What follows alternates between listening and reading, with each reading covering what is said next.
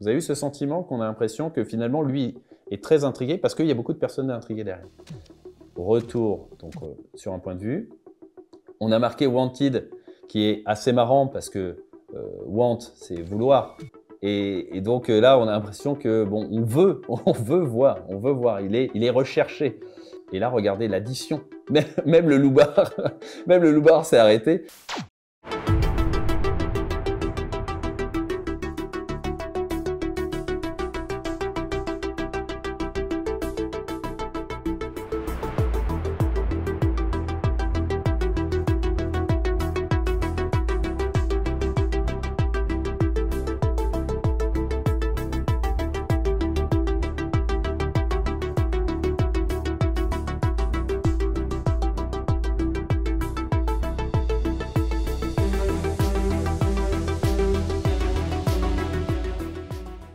Mes réalisateurs et cinéphiles, bonjour, vous êtes sur Que de Point de Vue.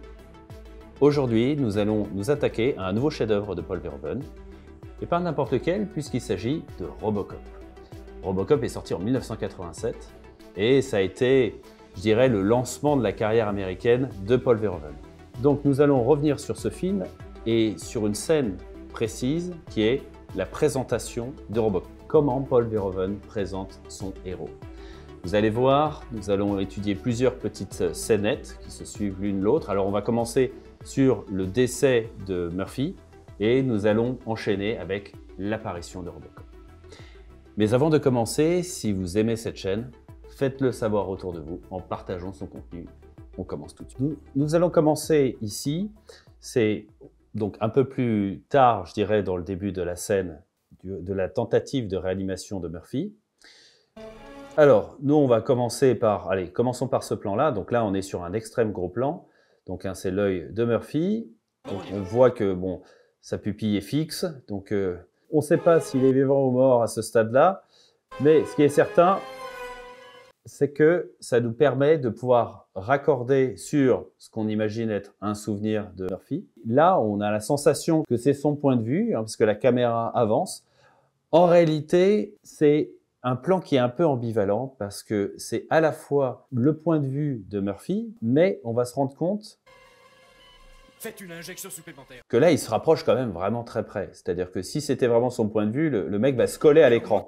Donc c'est pour ça que on est sur une apparence de réminiscence, de souvenir. Hein, ça passe comme ça. Et à la fois, on se rapproche tellement près que pour moi, on bascule sur une audience cam parce que là, on va mettre en valeur un élément en particulier, à savoir, voilà, la manière dont le héros rengaine son arme, qui sera en fait la signature de Robocop par la suite. Voilà, DJ Laser. On revient sur lui. Hein. Donc là, on est sur, c'est un pur effet Kuleshov. Hein. C'est-à-dire qu'on a deux plans qui n'ont rien à voir. Un plan donc sur un extrême gros plan, on va dire, hein, sur ses yeux, et ensuite ponctué en fait de plans qui nous font comprendre que c'est des réminiscences. Voilà. Lorsqu'elle apparaît, elle est au centre de l'image. On a en fait un cadre dans le cadre lié à cet encadrement de porte-là. Le fait que la caméra avance comme ça et qu'elle regarde face caméra, on se dit « Ok, c'est un point de vue, c'est le point de vue de Murphy ».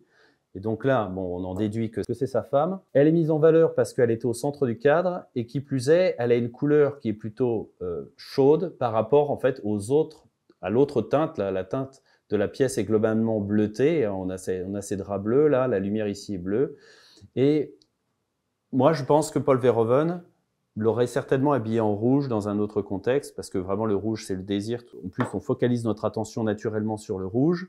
Là, en fait, c'est une déclinaison de la couleur rouge. Le rose fait en fait le même effet, mais à un degré en dessous. Donc, c'est pour la rendre attirante. Elle avance face à l'image, donc on l'a donc plus serrée ici. On comprend là sa confirmation que c'est une réminiscence, que c'est un point de vue de Murphy. Attention. Elle parle. Hop, on revient sur Murphy. C'est de nouveau un effet Kuleshov. Hein. C'est une association de plans. En fait, ce plan-là, on aurait pu mettre n'importe quoi après, qu'on se serait dit, ok, c'est un souvenir, il pense à ça et tout. Donc c'est vraiment du pur effet Kuleshov. De nouveau, un plan de réminiscence. Celui-là est plus large. Hein, on les voit en pied et on s'éloigne. Là, Ils lui disent au revoir, donc on s'est dit ça y est, il se rapproche de la mort, parce que bon, bah, ça y est, on pense que c'est l'adieu final.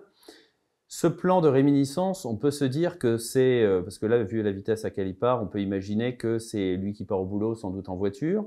Là, soit c'est un plan de rétroviseur et donc il regarde dans le rétroviseur à ce moment-là, soit il conduit la tête en arrière, ce qui semble improbable.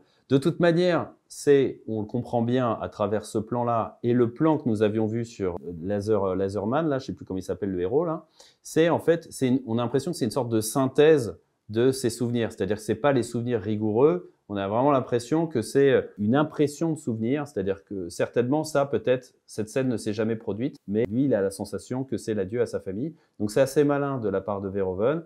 On note que la femme est habillée en couleur chaude et qu'on a donc globalement du vert, hein, donc c'est la couleur posée, donc ce qui fait qu'on fait vraiment attention à elle. Et puis bien sûr, ils sont au centre de l'image. On s'éloigne véritablement d'eux. Là, on revient sur lui. Moi, ça m'a toujours fait bizarre un petit peu, ces petits mouvements là, un petit peu à côté, qui je trouve nous déconcentrent un petit peu. Évidemment, c'est pour donner du réalisme, évidemment, il y a les chirurgiens autour de lui, mais je trouve que c'était peut-être pas nécessaire. Hop, on revient sur lui. Vous avez noté aussi que le plan est pas stable. On est sur un plan à l'épaule. Et là, vous allez voir que toute la scène est instable aussi. Et d'ailleurs, il y a un autre point qu'on peut noter sur ce plan-là, c'est qu'on est en très courte focale.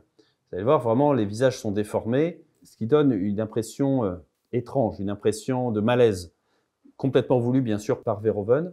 Utilisation de ces focales qui avaient été utilisées aussi par Terry Gilliam dans Brasil, par exemple, où vraiment les personnages parfois semblent oppressants de par justement ces déformations de visage. On pourrait se dire que c'est une sorte de point de vue du héros, hein, qui a les yeux ouverts, qui regarde sans pouvoir agir. Ça a été pensé comme ça, hein, parce que là, vraiment, on voit le plafond. Et d'ailleurs, vous allez voir que le plafond a une utilisation. En fait, il va avoir une sorte de gradation qu'on va pouvoir voir ensemble. Donc là, pour le moment, retenez simplement que on voit complètement le plafond. Hein, on ne voit même plus les tables qui sont sur les côtés. On ne voit que le plafond. On est vraiment quasiment à 90 degrés. On a un plan sur son corps, donc on voit que il est quand même bien amoché. Donc c'est pas le premier plan de ce type dans la scène, vu que là j'ai pris la scène en cours de route. Bon, le plan se veut glauque, hein, c'est pas stylisé. On a la volonté de montrer quelque chose de cru, hein, de dur, et la courte focale amplifie en fait cette impression-là. Vous ferez attention aussi qu'on sent l'ombre du cadreur, souvent sur le bas de l'image. Voilà, là on le sent par exemple. Je vous le remontrerai, il y a d'autres endroits où c'est plus flagrant. Voilà, là par exemple, vous avez vu là, l'ombre ici, là. Regardez, je vais vous remettre juste un petit peu. Regardez, faites attention au bord de l'image. Regardez ici, là. Ça, c'est l'ombre du cadreur, tout ça. Hop. Réaction, ou on pourrait dire absence de réaction, parce qu'on est sur lui et il reste toujours figé. Et hop, on bascule sur quelque chose d'autre. Donc là, on avait des souvenirs qui étaient plutôt agréables, souvenirs de la famille.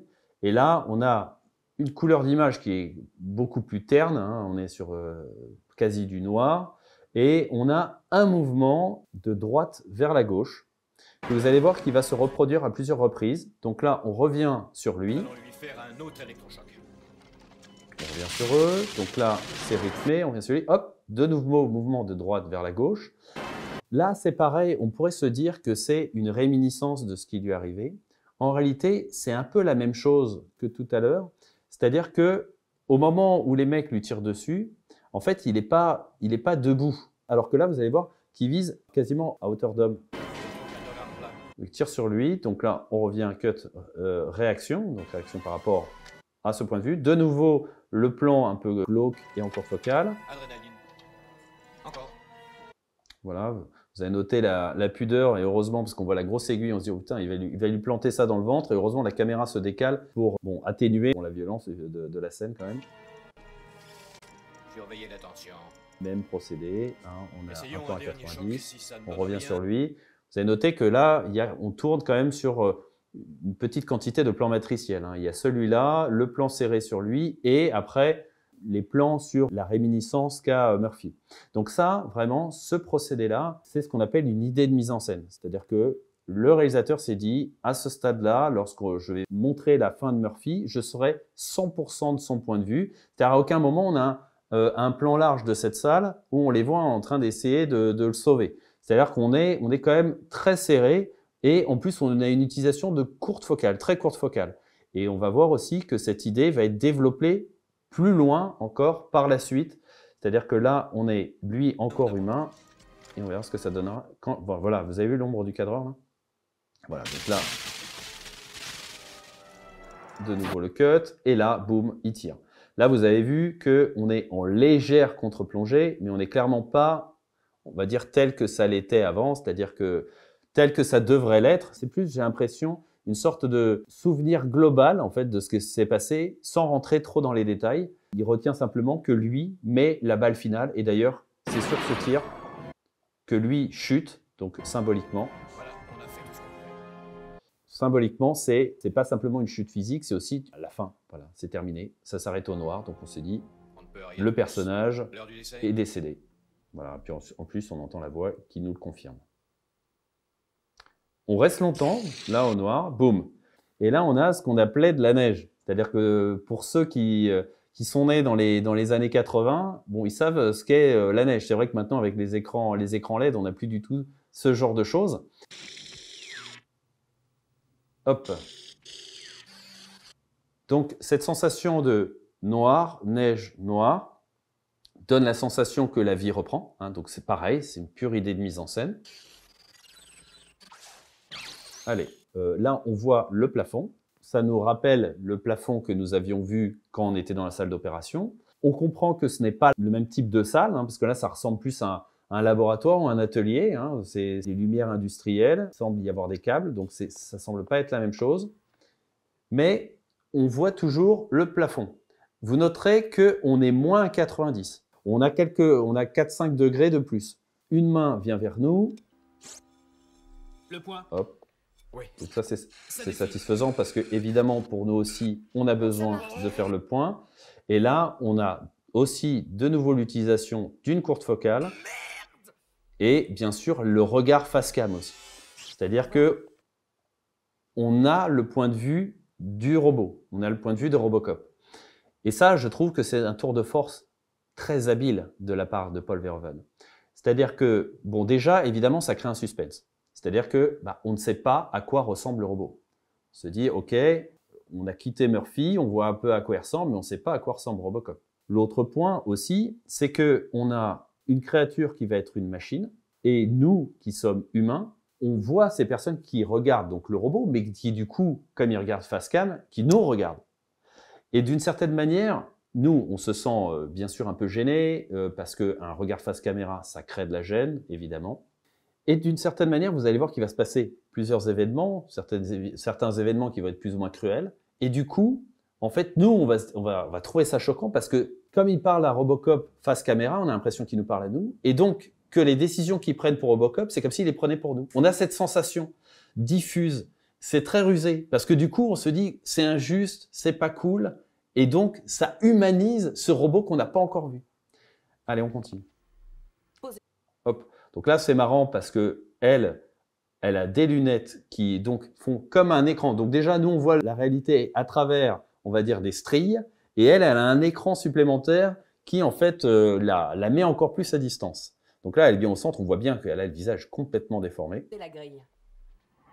Mettez la grille. Donc là, en plus, on a une grille supplémentaire. Hein. Donc on comprend que là, on a Murphy, l'être humain, qui, lui, est emprisonné littéralement, en fait, dans un corps. Hein. C'est-à-dire que déjà, on a les stries vidéo, et puis là, en plus, on a l'impression qu'on a des barreaux supplémentaires qui sont rajoutés là. Et puis évidemment, comme je le disais, comme ce point de vue, on a l'impression que c'est un peu le nôtre, parce qu'il regarde face cam, c'est vraiment très proche de nous. Là, le fait qu'on se dise, waouh, ils utilisent une visseuse, le mec doit être dans un sale état. On ne sait vraiment pas à quoi il va ressembler. Pardon ? On était d'accord pour une prothèse organique. C'était ce dont je vous parlais tout à l'heure. C'est-à-dire que là, il y a donc cette femme qui se vante d'avoir pu sauver un bras. Or, lui est implacable. Alors coupez le bras gauche. Voilà, couper le bras gauche. La sensation qu'on a, on se dit, ah ben non, ne nous coupez pas le bras. On a vraiment cette sensation que le fait de couper comme ça lâchement, enfin salement un membre qui nous appartient est complètement cruel. Mais ça traduit aussi l'ambiance qu'il y a dans Robocop, et puis le côté implacable de ces hommes d'affaires. Enfin, Morton. Est-ce qu'il peut comprendre ce que je dis? Aucune importance. Voilà. Et là aussi, c'est pareil, c'est une sorte de mise, presque de mise en abîme par rapport à nous. C'est-à-dire que c'est comme si, d'une certaine manière, il nous interpellait, nous, en tant que spectateurs, en disant, bon, vous réagissez, vous faites quelque chose, ça vous dérange? Vous faites rien? Bon coup. Voilà. Et en fait, Robocop réagit vraiment comme nous. On va lui effacer la mémoire. Je crois qu'il faut lui amputer le bras. Qu'en dis-tu, Johnson? Il a signé une décharge pour léguer son corps à la science. Légalement, il est mort. On est libre Voilà. Légalement, il est de mort. faire ce qu'on veut. Voilà. On peut faire ce qu'on veut. Donc là aussi, c'est terrifiant quand on entend ça. Amputez-le. Allez, terminé. On le débranche pour une opération en chirurgie.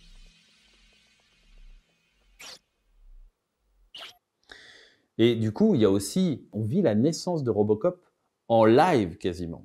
Parce que finalement, les ellipses qu'il y a dans le film, bah, Robocop, lui, les vit comme nous. C'est-à-dire qu'il n'a pas plus de données que ça. Et c'est vraiment très intéressant comme idée de mise en scène. Son épiderme sera fait. Est-ce que vous avez noté le plafond? C'est-à-dire que là, ça y est, on commence à avoir des murs. Hein, on est de plus en plus à niveau. On ne l'est pas encore, mais on est de plus en plus à niveau. De cet alliage. Du titane Allez, laminé avec du le bras arrive. Allez-y, serrez-lui la main. Là aussi, ça nous permet de développer le suspense. C'est-à-dire qu'on ne sait toujours pas à quoi ressemble Robocop. Donc, on a une sorte d'impatience, évidemment. Et là, on commence à nous donner une bribe. C'est comme un teaser, quoi. On dit, regardez, le bras va avoir telle couleur. Donc, on peut imaginer que le robot aura peut-être telle couleur. Et puis surtout, ça permet de donner certaines caractéristiques du héros. Vous allez voir.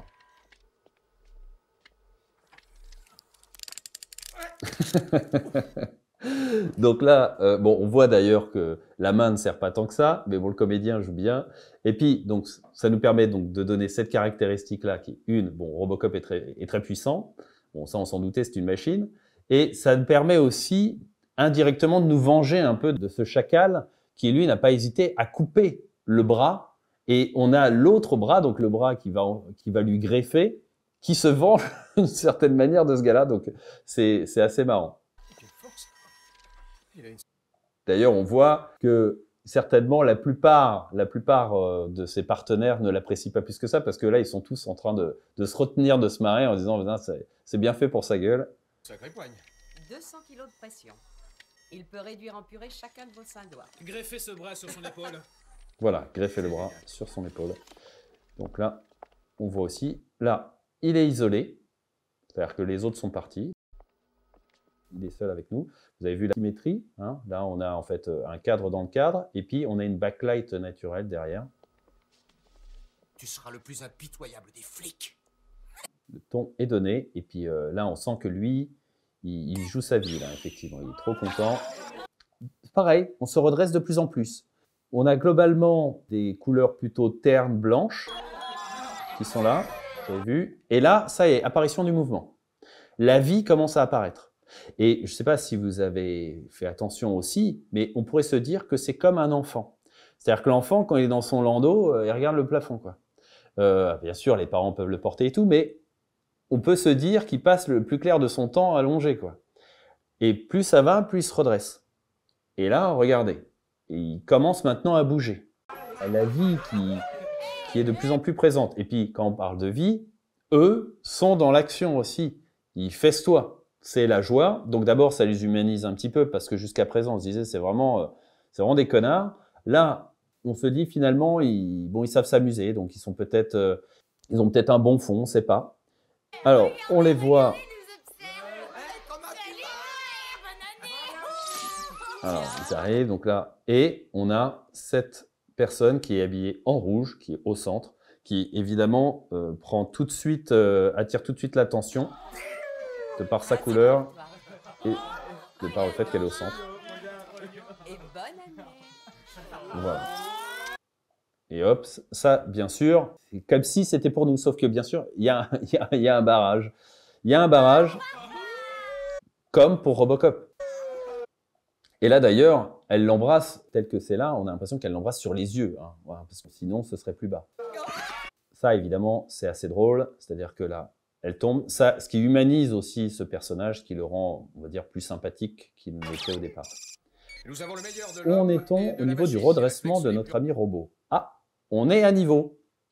Et ça ne va pas s'arrêter là. C'est-à-dire que là, on est complètement à niveau et il y a de nouveau un suspense, c'est-à-dire que on sent ces gens, il y a une bâche devant le robot et on est complètement de son point de vue, hein. Donc ça, c'est vraiment une excellente idée. produit par les Et technologies donc, modernes, l'autre un excellente ordinateur idée, c'est incorporé, programmé à vie de le avec faire des se données, redresser du de maintien plus en de l'ordre plus milieu urbain. J'ai la joie comme un enfant. Et là, vous allez voir que la métaphore va aller encore plus loin. de vous présenter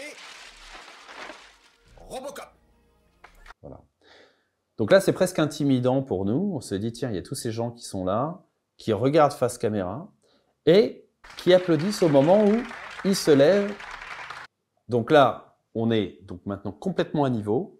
On s'élève par rapport au sol et mieux. Allez, il fait ses premiers pas comme un enfant. Voilà. Ils applaudissent et là, le coup de génie, hein, je dirais, c'est ça, c'est l'écran. C'est-à-dire que là, ce bon vieux monsieur, il était là pour masquer l'écran et là, l'air de rien, il se décale. Boum! C'est la première apparition de Robocop qui est, on va dire, furtive, qui est habile parce que d'abord, on le voit pas complètement de face. On le voit à travers un écran, de la même manière que nous, on va voir Robocop à travers un écran. Bon, nous, c'était bon pour les chanceux, ils ont pu le voir au cinéma. Mais disons qu'on ne le voit pas en réel. Donc là, c'est une apparition qui est de nouveau une sorte de mise en abîme. Donc là, c'est discret, c'est fin. On le voit peu et hop, à peine on commence peut-être à s'habituer à lui en se disant tiens, on va bien le regarder. Boum, qu'il y a un scientifique ou je ne sais quoi qui vient masquer cet écran. Vous avez vu comment Paul Verhoeven distille les éléments de façon à créer une sorte d'intensificateur géant.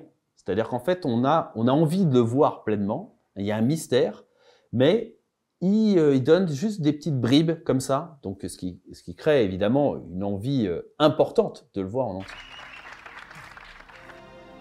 Allez, il avance. Pendant ce temps-là, donc là, on respire un petit peu parce que bon, on a un plan plus conventionnel, on a donc une série de voitures qui passent, et puis surtout on a la musique qui arrive là, de Basil Poliduris, qui ponctue un petit peu cette scène. Allez, on est dans un commissariat, bon, un commissariat je dirais plutôt classique, franchement c'est le bordel, il y a des gens qui marchent dans tous les sens, et bien sûr on a toujours un toxico qui n'est pas content. Et alors, regardez, donc dans ce chaos général, on va voir quelque chose de régulier et je dirais quasiment d'uniforme. Regardez le rythme.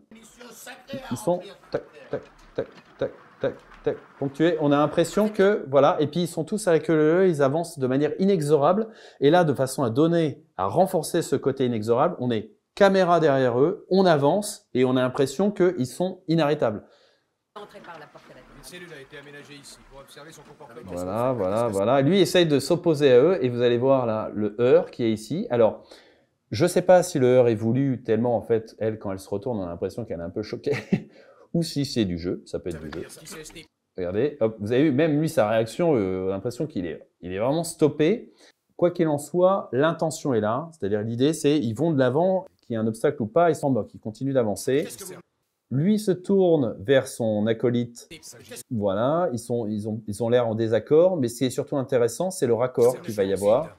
Ça permet, sur son raccord de tête, de raccorder ici. Et alors, ce qui est habile, vous allez voir aussi que Verhoeven utilise pas mal ça, c'est qu'il y a plusieurs personnages qui, de par leur nombre ou de par leur attitude, vont s'additionner à un autre personnage qui est le leader de la scène. Là, c'est lui le personnage qui est important dans cette scène. Et regardez la réaction de ce personnage. Pas vraiment naturel. Il a un regard par en dessous. Ça me fait penser au regard qu'on retrouve dans les films de Kubrick. Cet air, on va dire, sournois, s'additionne au sien parce qu'en fait, c'est comme s'il faisait partie du fond. Et donc, on a l'impression que c'est une attitude secrète qu'a ce personnage. C'est très malin. Et vous allez voir que c'est utilisé à d'autres moments, sous d'autres formes, par Paul Verhoeven. Regardez cette attitude. Le mec, il est figé, quoi. Hop, et reprend sa course. Il faut 4 à 5 jours de mise en condition. Et hop, le mouvement, de nouveau. Et là, on reste sur lui. Vous avez vu qu'on a failli partir et le cadreur d'un coup se décale pour venir vers lui. faisant comme si c'était pas prévu. Bien sûr que c'est prévu, hein. Et là, regardez la dramatisation. Donc, on a lui qui est surpris. On a un son qui arrive, qui justifie déjà en partie cette surprise. Et on a tous les flics derrière qui s'arrêtent de faire ce qu'ils font. Et là, cut, point de vue. On a notre robot qu'on voit, on va dire, en termes de taille, un peu plus, mais à travers une vitre fumée. Donc toujours, il distille les informations. C'est franchement brillant, hein. Et avec ce son si caractéristique aussi, là, la musique qui est en sourdine derrière, qui joue en fait justement ce mystère. Et regardez ce personnage, on a toutes les réactions de ces personnages intrigués qui s'additionnent à celui-là.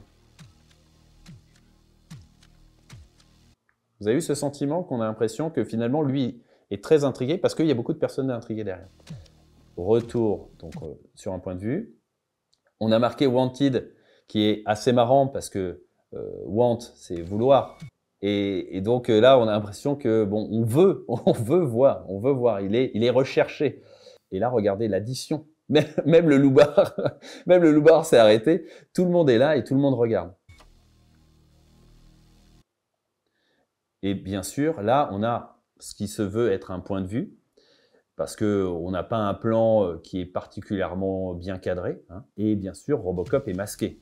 Alors, on le voit un petit peu. Qu'est-ce que c'est que ce truc-là? Les mecs se déplacent, donc on se dit, ok, où vont-ils? Vont-ils pouvoir avoir une meilleure place que nous? Donc nous, on est tenté de les suivre et regardez, toute cette foule-là qui avance. Ah, d'ailleurs, je ne sais pas si vous avez fait attention. Alors, quand ils avancent là comme ça, hop, le calendrier là, si vous faites attention, l'année qui est de ce calendrier est 1986. Hop, Robocop a été tourné en 1986. Donc là, hop, ils courent tous, hein. Donc là, on a une masse de gens qui avancent. Caméra épaule, de nouveau. Donc ce qui donne un côté documentaire, un côté sur le vif. On panote et regardez la caméra comme elle descend. Hein, donc là, c'est pour donner un côté un peu plus stylisé. Boum, on raccorde. C'est presque un raccord en fait sur la même valeur que ce qu'on avait tout à l'heure. Bon, c'est-à-dire que c'est la même dynamique, hein. On aurait pu les suivre jusqu'à ici. Donc certainement parce que les lieux ne raccordaient pas. Et on arrive ici. Donc là, on a l'impression qu'on est avec eux.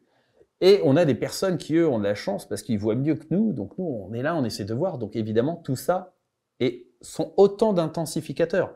C'est-à-dire on a envie de voir, et alors là, ils poussent le vice encore plus loin, c'est que, alors on a encore des scientifiques, mais on a aussi une grille. Là, c'est de la dramatisation, cut, dramatisation. Là, cut, point de vue. Donc là, on pourrait se dire que c'est le point de vue des mecs qui regardent, mais on va se rendre compte que c'est pas le cas. C'est une audience cam, en fait. Là, il y a de nouveau une idée de mise en scène. L'idée de mise en scène, c'est, OK, on va tourner autour de Robocop sans bien sûr rentrer à travers la grille. Toujours pour créer du désir. Donc là, regardez, ça va être un mouvement circulaire qui va être ponctué, je pense, d'éléments qu'ils ont rajoutés parce que ce plan séquence ne suffisait pas. En fait, ce plan long était peut-être pas assez explicite sur certains éléments. Ils se sont sentis obligés de mettre ce qu'on appelle des plans de coupe.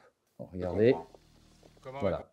On a le mouvement en rotation et là, eux servent de justificatif de mouvement. Hein, c'est parce qu'ils tournent comme ça que nous on se dit oh ouais, bon, on fait que les suivre. Alors qu'en réalité, bien sûr, le but c'est de tourner autour de Robocop. Nous aurons ses coordonnées à tout moment avec... Alors, nous aurons ces coordonnées à tout moment.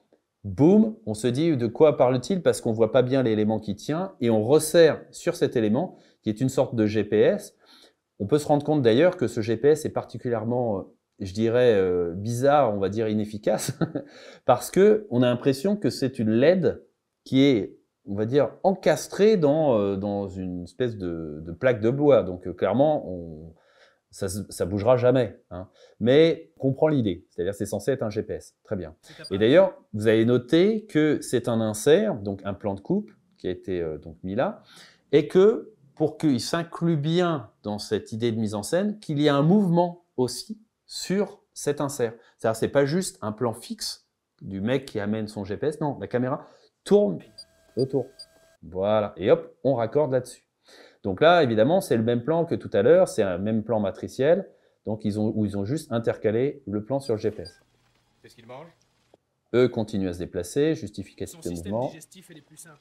Ce distributeur dispense une pâte rudimentaire qui maintient Voilà, son une fonctionnement. pâte rudimentaire. Et là, clairement, il tourne autour. Bon, on n'aurait pas bien pu voir la pâte rudimentaire. Donc, ils ont fait un insert, bon, pas très ragoûtant, sur la pâte. On va enfin pouvoir s'arrêter. Voilà, lui, parce que lui arrête de se déplacer. Et puis là, on a fait quasiment le tour de la cage. Et évidemment aussi, hein, pareil, hein, donc Robocop est, on le voit, enfermé. Hein. C'est-à-dire c'est un prisonnier, hein, clairement, c'est un policier prisonnier. C'est de la bouffe pour Et là, bébé. on a une petite blague. Alors défonce-toi avec. Voilà. Donc là, ça pourrait s'arrêter là, mais voilà, on va au bout de la blague. Donc ensuite, on revoit Robocop. Alors, c'est un plan un peu étonnant parce qu'on est vraiment, on sent la masse en fait du robot hein, avec ce plan-là. Mais le raccord est particulièrement habile parce qu'on a un point de vue qui n'est pas à niveau et qui semble parfaitement s'encastrer avec le mouvement de Robocop. Franchement, ça semble rien, mais ce raccord est vraiment très fin. Voilà. Paré, visé, ok. Alors là, on est Visé, plus sur une sorte de scène explicative en fait de ce que permet de faire Robocop et suivez la aussi cible. voilà. Alors là, ça y est, on a la première apparition de Robocop. Hein, ça y est, on y est. On n'a pas d'entrave, on peut le voir enfin. Ah, il faut pas parler trop vite. On a toujours évidemment la volonté d'essayer de nous masquer un petit peu quand même, mais c'est la première fois qu'on le voit si près. Et hop, on revient sur son point de vue, et là, bon, c'est une annonce pour voir que Enregistré. il peut enregistrer le son parce que ça paiera plus tard. Voyons le playback. Élargissez de 50%. Voilà, donc là on comprend son fonctionnement, très bien. Tout le monde Bon. dehors. Là on est de nouveau à sa place, c'est-à-dire quelle est ta directive. Et là ce qui est intéressant, c'est que ça nous permet, de par sa proximité et le fait que donc il s'isole des autres un petit peu, vu qu'il est vraiment très proche, on a l'impression que c'est comme s'il allait donner un secret ou quoi que ce soit. Donc nous, on fait vraiment très attention à ce qu'il va dire. Être au service des citoyens, protéger les innocents, faire respecter la loi. Voilà. Là, on a l'impression d'une sorte de connivence entre deux. Excellent. Qui C'est est intéressant. excellent. Là, on est très serré sur lui. Et bien sûr, on voit la directive 4 qui jouera un rôle beaucoup plus important par la suite.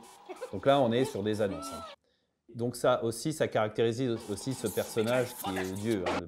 Je voulais terminer cette séquence sur en fait ce passage qui pareil n'a l'air de rien, mais qui est très malin de la part de Verhoeven. Qu'est-ce qu'on a là? On a une enfilade de mains qui tiennent un petit revolver. Vous avez vu comme le revolver est vraiment petit et qui tire. D'accord? Ça donne la sensation de quelque chose d'uniforme, de finalement déshumanisé, parce qu'en fait, on ne voit pas vraiment qui tire, à l'exception d'elle.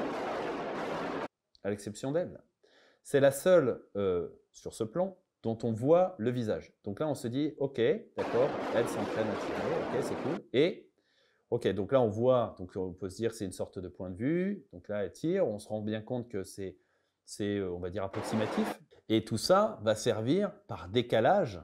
L'exercice que fait donc on vient sur elle, donc on voit qu'elle est vraiment trop proche de la cible quand même. Et là, un son. On revient sur un plan qu'on avait vu au début, mais opposé. C'est-à-dire que c'est la même idée de plan. C'est-à-dire on les voit avec leurs flingots, donc leurs petits flingues, et là on voit une main qui se détache déjà, qui est un peu plus loin. D'une certaine manière, il triche, hein, parce qu'il est plus proche de la cible, et qui a un gros flingue. Donc évidemment, le fait que la main soit décalée, hein, c'est évidemment pour la mettre en valeur.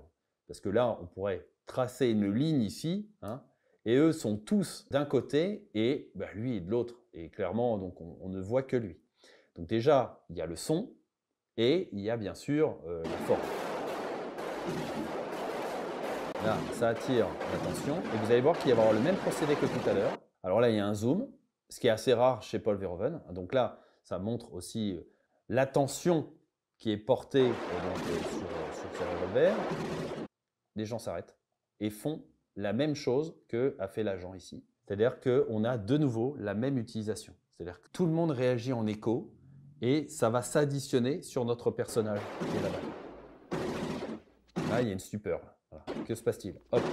C'est un effet qui avait été utilisé dans Retour vers le futur. Hein. Biff et ses acolytes, c'est vraiment tout le temps la même chose. Et Lorraine, dans Retour vers le futur, avait à chaque fois un groupe de copines qui réagissaient en écho aussi avec elle. Donc c'est vraiment un super procédé qui marche de manière inconsciente, qui marche très bien. Là, regardez, hop, elle arrive et regarde ces super flics. Donc évidemment qu'elle allait la regarder et tout le monde en fait fait la même chose. Alors là, regardez, on a un gros groupe de personnes. Ça évidemment c'est de la dramatisation pure. Hein. On se dit tiens mais que regarde-t-il? Et là, regardez aussi, là on a lui il nous masque, donc il sert aussi pareil d'intensificateur. Hein. Là aussi c'est pareil, donc c'est un cadre dans le cadre hein, pour vraiment qu'on regarde le film. Bon, là, ce plan ne marche que par décalage. Bon, ce plan fonctionne tout seul, mais disons, parce qu'on voit que c'est quand même suffisamment éloquent, mais disons que ce qui est marrant dans ce plan-là, c'est surtout par rapport au tir de Louis. C'est-à-dire que là, vraiment, on voit que lui, d'abord, est très très précis, et en termes de dégâts, voilà. Donc là, elle s'en rend compte, et là, lui, on a de la pure dramatisation aussi, avec lui qui s'est quand même dingue. On voit avec le compteur. Vous avez vu le resserrement progressif, tac, tac, tac, tac sur la cible, et puis là, on comprend que bon, ce sera un humain, le mec sera en charpie. Voilà, on va terminer sur ce plan de Robocop. J'espère que ça vous aura intéressé. Si c'est le cas, mettez-moi un like. Si vous souhaitez que j'analyse d'autres films, dites-le moi dans les commentaires. Dans 2 semaines, j'analyserai Seven de David Fincher. D'ici là, à bientôt. Ciao.